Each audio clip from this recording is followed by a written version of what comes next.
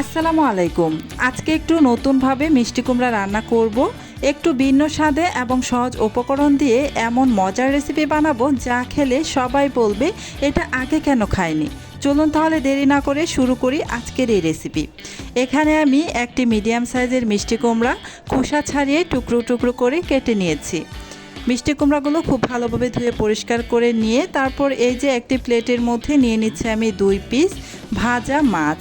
আমি কাটা ছাড়া মাছ নিয়েছি, এখানে আমি পাঙ্গাস মাছটা নিয়েছি।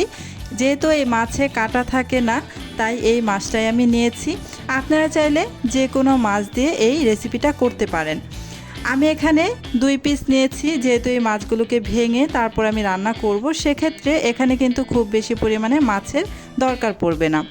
2 পিস মাছ নিয়ে এই মাছের কাঁটাগুলো আমি ছাড়িয়ে নিচ্ছি, আর এই মাছের যে চামড়াটা আছে সেটাও আমি উঠিয়ে আলাদা করে নিচ্ছি। মাছটা আমি আগে থেকেই হালকা একটু ভেজে নিয়েছিলাম।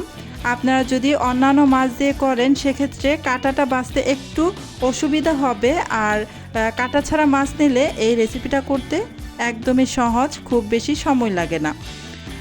এবার আমি চলে এসেছি চুলায় একটা প্যানের মধ্যে কিছুটা সরিষার তেল দিয়ে তারপর এখানে 1/3 কাপের মতো পেঁয়াজ কুচি দিয়ে কিছুক্ষণ ভেজে নিয়ে তারপর দিয়ে দিচ্ছি বেশ কিছুটা কাঁচামরিচ।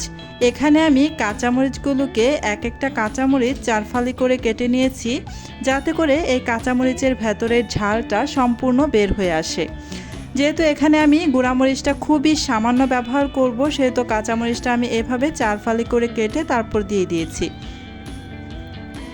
প্রায় 1 টেবিল চামচের মতো আদা রসুনের পেস্ট দিয়ে তারপর আবারও একটু নাড়াচাড়া করে আদা রসুনের কাঁচা গন্ধটা চলে যাওয়া পর্যন্ত ভেজে নিয়েছি। তারপর এখানে দিয়ে দিলাম সামান্য একটু পানি, যেহেতু গুঁড়া মশলাগুলো ব্যবহার করব যাতে মশলাগুলো পুড়ে না যায়। খুবই সামান্য একটু মরিচের গুঁড়া দিয়ে দিলাম, আর ধনিয়ার গুঁড়া 1/2 চা চামচ, জিরার গুঁড়া 1/2 চা চামচ, আর দিয়ে দিব হলুদের গুঁড়া 1/2 চা চামচ পরিমাণ। এখন দিয়ে দিচ্ছি স্বাদ অনুসারে লবণ। মরিচের গুঁড়াটা আপনারা চাইলে কিন্তু বাদও দিতে পারেন, তবে কাঁচামরিচ দিয়েছি বেশ কিছুটা, কাঁচামরিচের ঝালটা মনে হয় একটু কম আমার, তাই আমি সামান্য একটু মরিচের গুঁড়া ব্যবহার করেছি। নাড়াচাড়া করে নিয়ে ঢাকনা দিয়ে ঢেকে আমি মশলাটা কষিয়ে নিয়েছি। চুলার আঁচ কিন্তু একেবারে মিডিয়াম টু লো আঁচে রেখে মশলাটাকে একটু সময় নিয়ে কষিয়ে নিতে হবে। মশলাটা আমি একটু সময় নিয়ে কষিয়ে নিয়ে তারপর এখানে দিয়ে দিচ্ছি কেটে ধুয়ে পরিষ্কার করে রাখা মিষ্টি কুমড়াগুলো। মিষ্টি কুমড়া দিয়ে নাড়াচাড়া করে মশলার সাথে ভালোভাবে নেড়ে মিশিয়ে নিচ্ছি। খুব ভালোভাবে নেড়েচেড়ে মিশিয়ে নিতে হবে। আমার ভিডিওটা এ পর্যন্ত যারা দেখছেন প্লিজ আমার ভিডিওতে একটা লাইক দিয়ে দিবেন, আর আমার চ্যানেলটি সাবস্ক্রাইব করে পাশে থাকা বেল আইকনটি অন করে রাখবেন।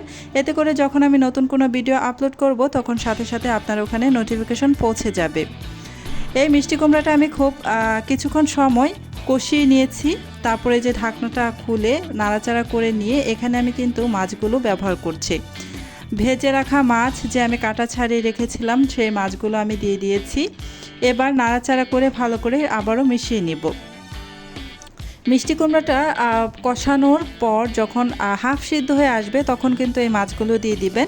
তারপর আবার ঢাকনা দিয়ে ঢেকে চুলার আঁচ একেবারে মিডিয়াম টু লো আঁচে রেখে এই মিষ্টি কুমড়াটা রান্না করে নেবেন।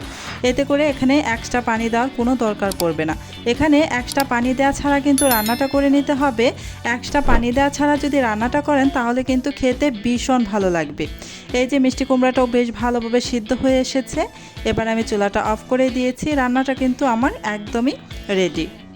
আশা করি আজকের মিষ্টি কুমড়া রেসিপিটি আপনাদের ভালো লেগেছে। ভিডিওটি ভালো লাগলে অবশ্যই লাইক, কমেন্ট এবং শেয়ার করবেন। এমন সহজ রেসিপি পেতে চ্যানেলটি সাবস্ক্রাইব করে পাশেই থাকবেন। ধন্যবাদ সবাইকে।